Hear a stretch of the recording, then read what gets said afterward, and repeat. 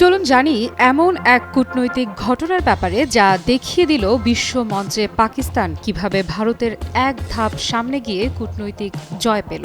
ঘটনাটি ঘটেছে জাতিসংঘের নিরাপত্তা পরিষদে। সম্প্রতি কাশ্মীরের পেহেলগামে একটি ভয়াবহ সন্ত্রাসী হামলা ঘটে। সেই হামলায় প্রাণ হারান ২৬ জন পর্যটক।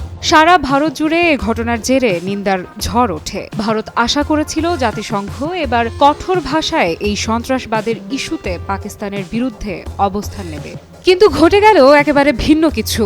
নিরাপত্তা পরিষদের বিবৃতিতে ভারতের প্রত্যাশা অনুযায়ী কোনো কঠোর ভাষা ব্যবহার করা হয়নি। এমনকি বিবৃতিতে ভারত শব্দটিই ছিল না। জাতিসংঘের বিবৃতিতে বলা হয়েছে সব সংশ্লিষ্ট কর্তৃপক্ষ যেন দায়িত্ব নেয় এবং পরিস্থিতি নিয়ন্ত্রণে আনে। এতে স্পষ্ট এখানে ভারতের নাম ইচ্ছাকৃতভাবেই এড়িয়ে যাওয়া হয়েছে। এই বিবৃতির খসড়া তৈরি করেছিল যুক্তরাষ্ট্র, তবে এটি পাশ করতে গিয়ে দেখা যায় সব দেশের সম্মতি মিলছে না। তার মানে কেউ কেউ এর ভাষা নিয়ে আপত্তি তুলেছে এবং এখানেই সামনে আসে পাকিস্তানের কূটনৈতিক তৎপরতা। এ ঘটনায় পাকিস্তান খুব সচেতনভাবে কাজ করেছে। তারা শুধু ভারতের পছন্দের কিছু শব্দ বাদ দিতে সক্ষম হয়নি, বরং বিবৃতিতে জম্মু ও কাশ্মীর শব্দটা অন্তর্ভুক্ত করাতে সক্ষম হয়েছে। ভারতের চাওয়া ছিল শুধু পেহেলগাম উল্লেখ থাকবে, যাতে বোঝানো যায় এটি ভারতেরই অভ্যন্তরীণ এলাকা। কিন্তু পাকিস্তানের কৌশলী কূটনীতির ফলে বিবৃতিতে পুরো অঞ্চলকেই জম্মু ও কাশ্মীর হিসেবে উল্লেখ করা হয়েছে, যা এই এলাকার বিতর্কিত অবস্থানকে আন্তর্জাতিকভাবে আবারও সামনে এনে দেয়। পাকিস্তান দাবি করেছে তারা সব ধরনের সন্ত্রাসবাদের বিরুদ্ধে শক্ত অবস্থানে রয়েছে। এমনকি পাকিস্তানের প্রধানমন্ত্রী শেহবাজ শরীফ বলেছেন তারা একটি নিরপেক্ষ এবং বিশ্বাসযোগ্য তদন্তে অংশ নিতে প্রস্তুত।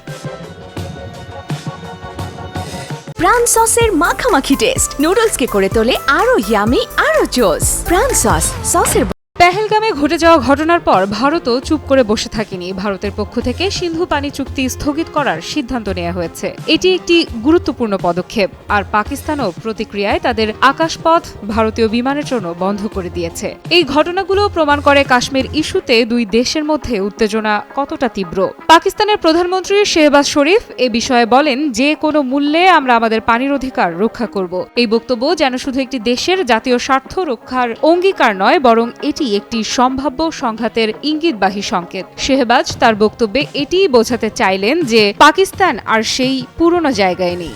এখনকার পাকিস্তান নিজেদের ভূ রাজনৈতিক স্বার্থে অনেক বেশি সংবেদনশীল ও প্রস্তুত। আন্তর্জাতিক মহলেও এই উত্তেজনার ছায়া পড়ছে। বিশেষ করে ইরানের মতো প্রভাবশালী আঞ্চলিক শক্তির সঙ্গে পাকিস্তানের আলোচনা এবং সেখানে তৃতীয় পক্ষের মধ্যস্থতার সম্ভাবনার ইঙ্গিত দেওয়াটিও পরিস্থিতিকে আরও জটিল করে তুলেছে। চলমান ঘটনার প্রতিটি পরতে পরতে ছড়িয়ে আছে এক গভীর কূটনৈতিক টানাপোড়েন, জলের অধিকারের নামে রাজনৈতিক আধিপত্য বিস্তারের এক অপচেষ্টা এবং একটি দীর্ঘস্থায়ী সংকটকে নতুন করে জাগিয়ে তোলার আশঙ্কা। সিন্ধু চুক্তি ভেঙে গেলে তার জলস্রোত শুধু নদীর বুকে নয়, বয়ে যাবে উপমহাদেশের রাজনীতির মাঠেও। জাতিসংঘের পক্ষ থেকে জানানো হয়েছে তারা কাশ্মীর পরিস্থিতি গভীরভাবে পর্যবেক্ষণ করছে। জাতিসংঘের একজন মুখপাত্র দুই দেশকে শান্ত থাকার আহ্বান জানিয়েছেন। এই ঘটনাকে অনেক বিশ্লেষক বলছেন একটি বড় কূটনৈতিক যুদ্ধ, যেখানে গোলাগুলি নেই, কিন্তু শব্দের মধ্য দিয়েই চলছে শক্তির লড়াই। তবে এই পর্বে পাকিস্তান যেভাবে ভারতের প্রত্যাশা নষ্ট করে নিজের বক্তব্য আন্তর্জাতিকভাবে প্রতিষ্ঠা করল,